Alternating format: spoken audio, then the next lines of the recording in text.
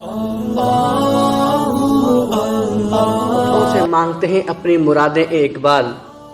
وہ پتھروں سے مانگتے ہیں اپنی مرادیں اے اقبال، ہم ان کی امتی ہیں جن کو دیکھ کر پتھر بھی کلمہ پڑھتے تھے۔ بزرگ گزرے، اللہ والے گزرے، ان کا نام بلول تھا، تو وہ اکثر قبرستان بیٹھا کرتے تھے۔ تو کسی نے ان سے پوچھ لیا ایک مرتبہ کہ اے بلول، آپ قبرستان کیوں بیٹھتے ہو، اس کی کیا وجہ ہے؟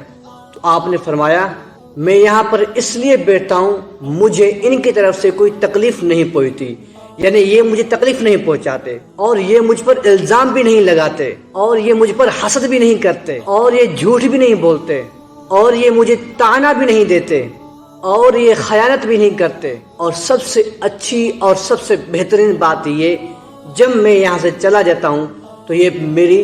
پیٹھ پیچھے باتیں بھی نہیں کرتے۔ تو یہ اللہ والے ہیں،